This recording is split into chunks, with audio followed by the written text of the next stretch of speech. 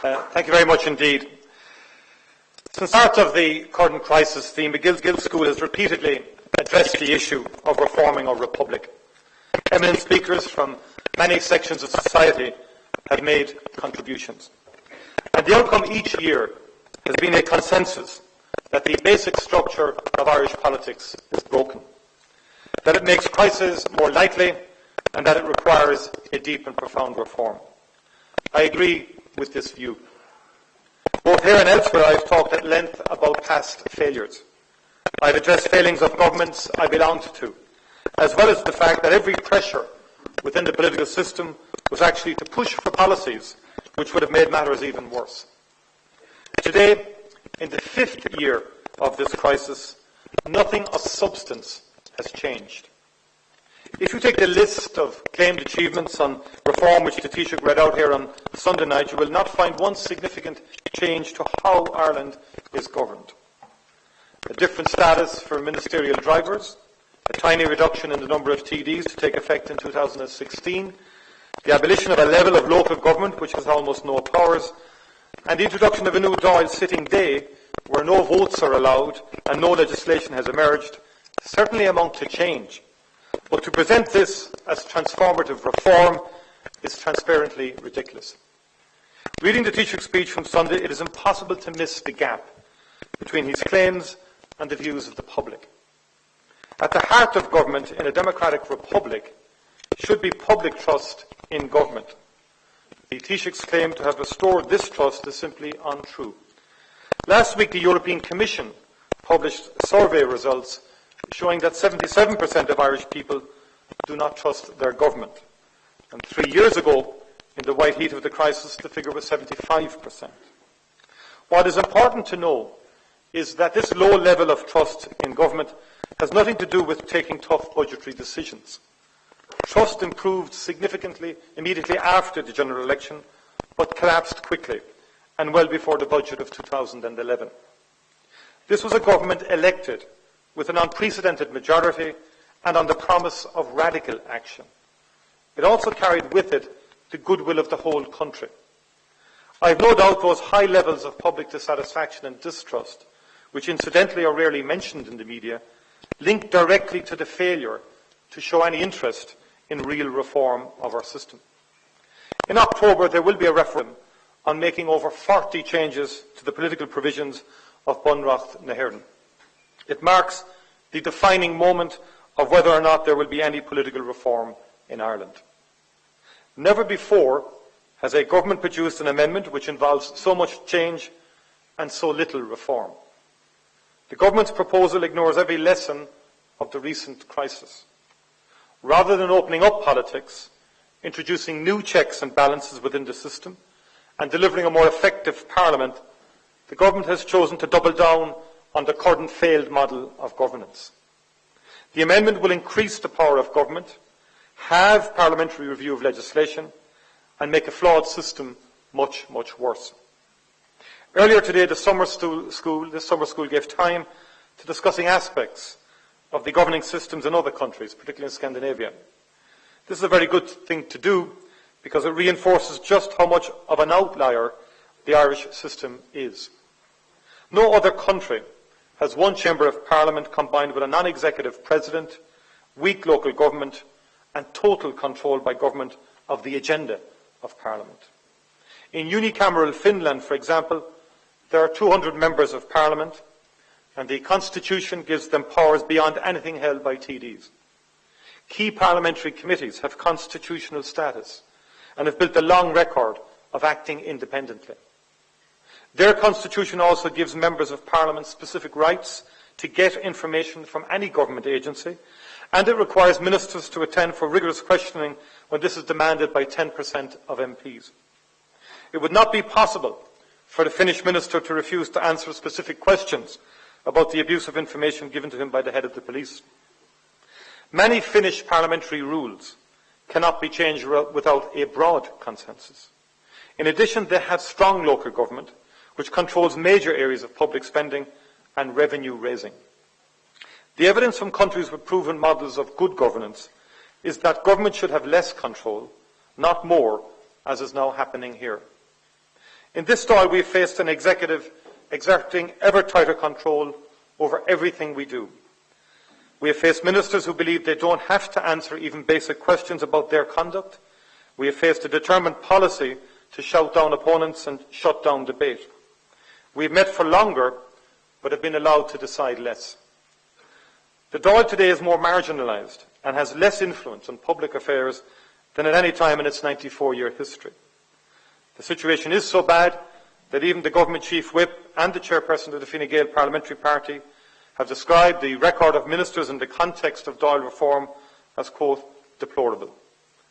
On Sunday, the Taoiseach again claimed that he will reform the Dáil and make his government more accountable if October's referendum is passed. The programme of promised reforms is so thin as to be transparent. In all, the sum total of the reform, which is to follow concentrating all power in government in a government-dominated Dáil, is that we might have a bit more consultation and we might be allowed to influence the agenda of a few committees. The reality of how little this means was summed up unwittingly by the Taoiseach recently when I sought reform of Taoiseach's questions.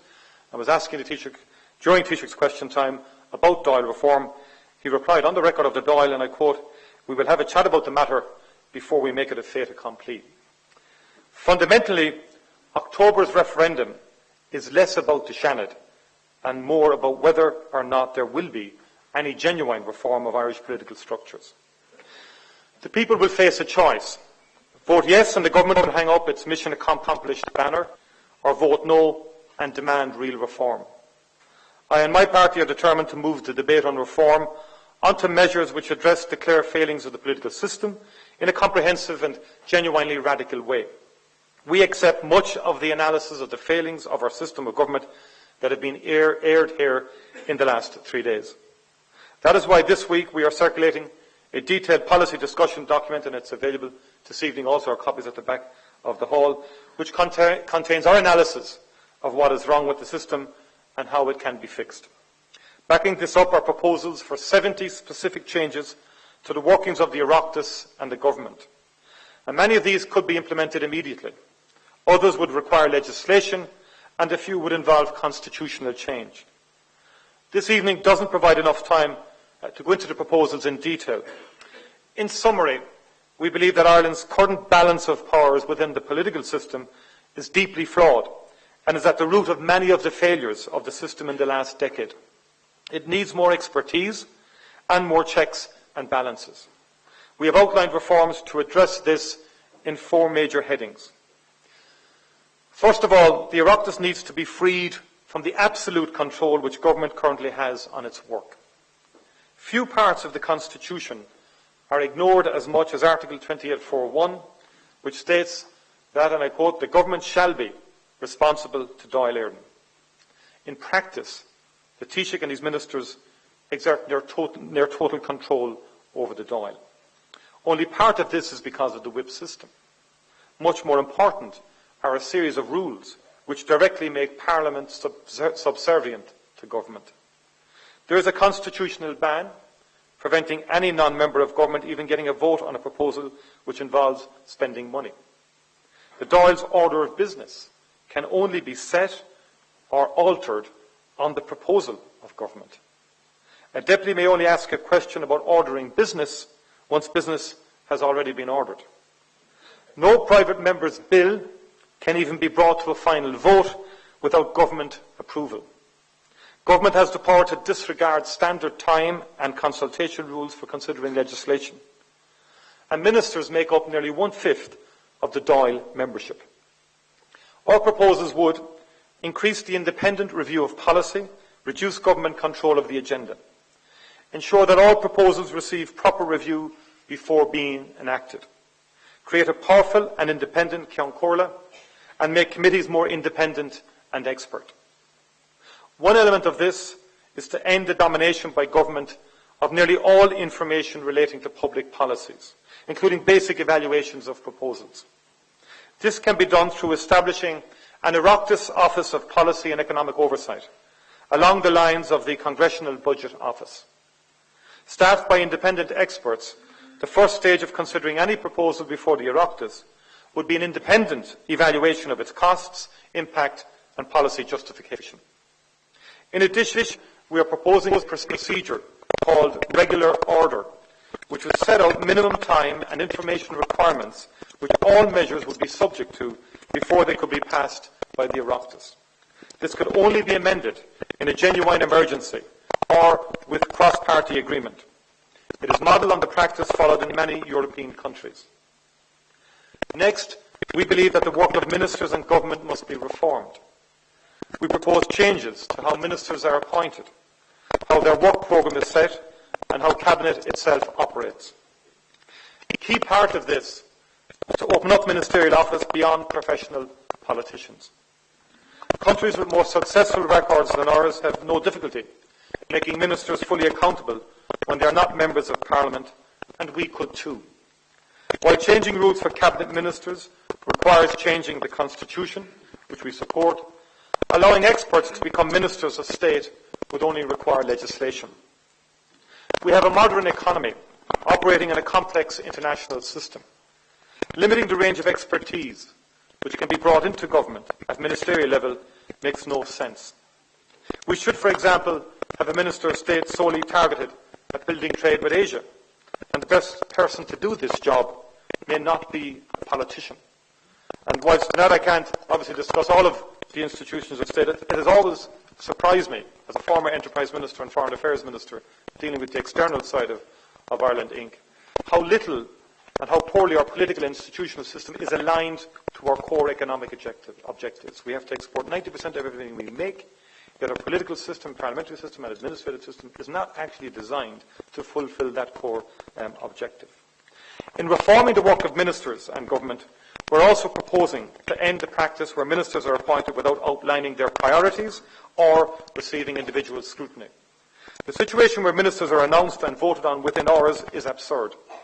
Our proposal is that at least 2 days elapse between the nomination of a minister by the Taoiseach and a Dáil vote, with the nominated person obliged to speak during the debate and to address their intentions in the role.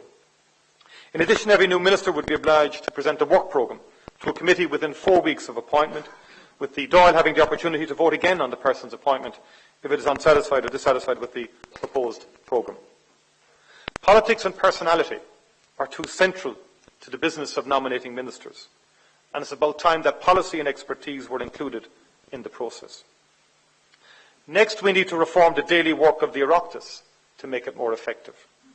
The issue isn't how much time we spend in Leinster House, but the quality of our work when we're there.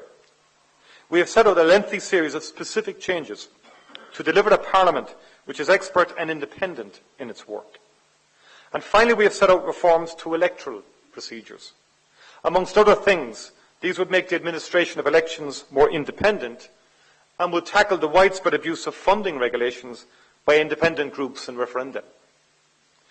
The government's model of reform is to make minor changes, but accelerate the drift of all real power into the hands of the Taoiseach and whichever ministers are allowed into the discussion. If this continues, Ireland will be unique in the developed world for the amount of power it concentrates in the hands of ministers.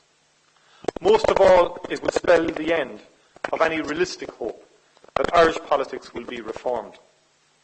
Since 1937, our economy and society have changed in many profound ways. Our people have a dramatically higher level of access to education. They work in industries which have only existed for a short period, and they live in different communities. The Irish people and our country have changed, but our political system has not. There is no doubt that basic political structures of this republic contributed to the crisis. A parliament which spent more time debating greyhound doping than financial regulation in the years before a financial meltdown is flawed in a systemic way. If we do not implement genuine systemic reform, then no matter how soaring the self-congratulatory rhetoric of the Taoiseach and his ministers will be, we will not have learned the lessons of this crisis. Thank you very much indeed.